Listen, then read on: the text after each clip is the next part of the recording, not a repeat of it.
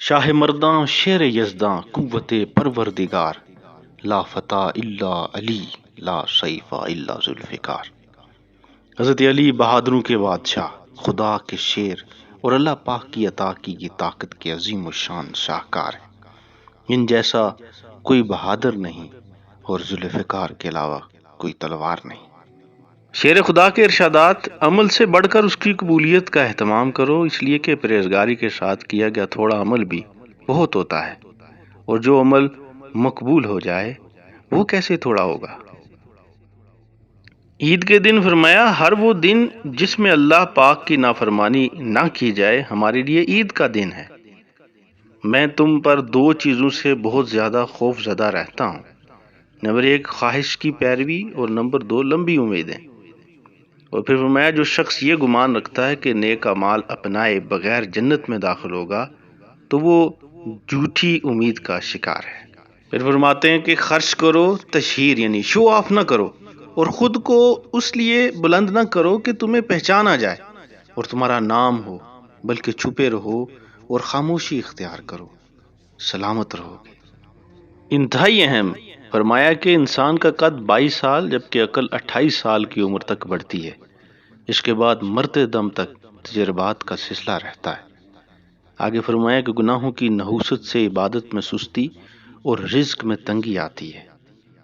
بندہ بے صبری کر کے اپنے آپ کو حلال روزی سے محروم کر دیتا ہے اور اس کے باوجود اپنا مقدر سے زیادہ حاصل نہیں کر پاتا۔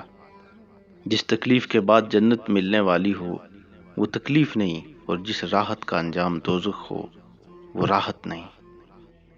آگے ارشاد فرماتے ہیں: ان لوگوں میں سے مت ہونا جنہیں نصیحت اسی وقت فائدہ دیتی ہے جب ملامت میں مبالغہ یعنی بہت زیادہ شرمندہ کیا جائے۔ لالچ کی چمک دیکھ کر اکثر عقل مار کھا جاتی ہے۔ جب کسی شخص کی عقل کامل ہو جاتی ہے تو اس کی گفتگو میں کمی آ جاتی ہے۔ لوگوں میں جو زیادہ علم والا ہوتا ہے وہ اللہ پاک سے زیادہ ڈرتا ہے، زیادہ عبادت کرتا ہے اور اللہ پاک کی رضا کے لیے زیادہ نصیحت کرتا ہے۔ مال و اولاد دنیا کی کھیتی ہے اور نیک اعمال آخرت کی۔ اللہ پاک اپنے بہت سے بندوں کو یہ سب عطا فرماتا ہے۔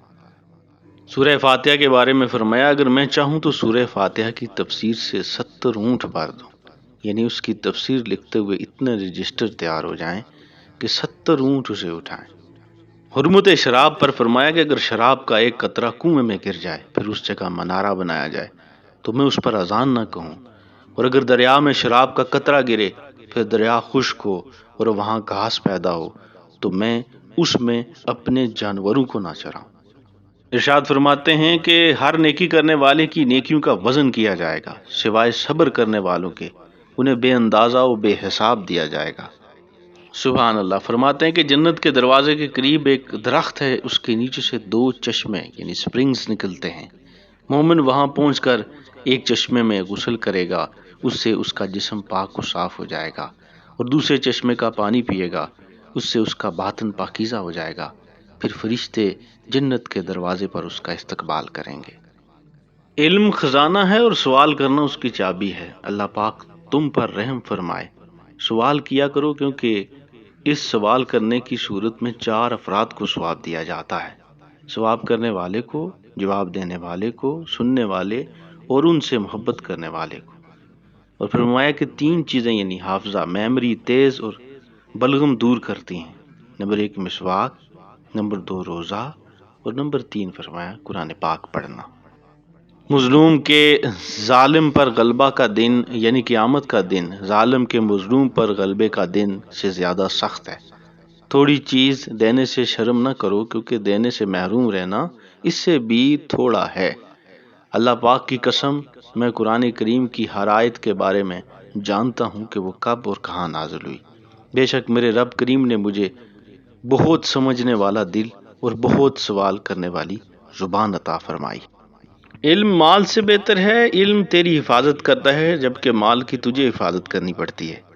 علم پھیلانے سے بڑھتا ہے جبکہ مال خرچ کرنے سے گھٹتا ہے۔ عالم سے لوگ محبت کرتے ہیں، عالم علم کی بدولت اپنی زندگی میں اللہ کریم کی فرما برداری کرتا ہے۔ عالم کے مرنے کے بعد اس کا ذکر خیر باقی رہتا ہے جبکہ مال کا فائدہ اس کے ختم ہونے کے ساتھ ہی ختم ہو جاتا ہے۔ اور یہی معاملہ مالداروں کا ہے کہ دنیا میں مال ختم ہوتے ہی ان کا نام تک مٹ جاتا ہے۔ اس کے برعکس علماء کا نام رہتی دنیا تک باقی رہتا ہے۔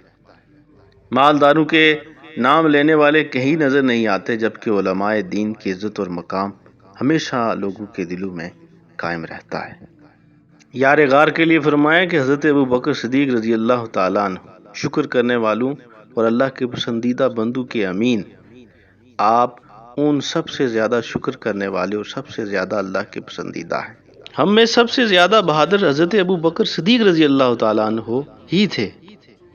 فرماتے ہیں جب مجھ سے کوئی ایسی بات پوچھی جائے جس کے جواب میں کہتا ہوں کہ اللہ پاک بہتر جانتا ہے کہ میں اس مسئلے سے ناواقف ہوں، تو اس وقت مجھے خوب راحت پہنچتی ہے اور میرا یہ جواب خود مجھے بہت پسند اور مرغوب ہوتا ہے۔ لوگوں میں عدل و انصاف کرنے والے پر لازم ہے کہ دوسروں کے لیے پسند کرے، وہی اپنے لیے بھی پسند کرے۔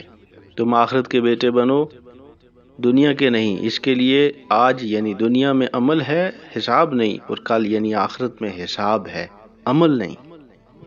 ریاکار کی 3 علامتیں ہیں: جب اکیلا ہو تو عبادت میں سستی کرے اور نوافل بیٹھ کر پڑھے، اور جب لوگوں میں ہو تو سستی نہ کرے بلکہ عمل زیادہ کرے، اور جب لوگ اس کی تعریف کریں تو عبادت زیادہ کرے، اگر لوگ برائی کریں تو چھوڑ دے۔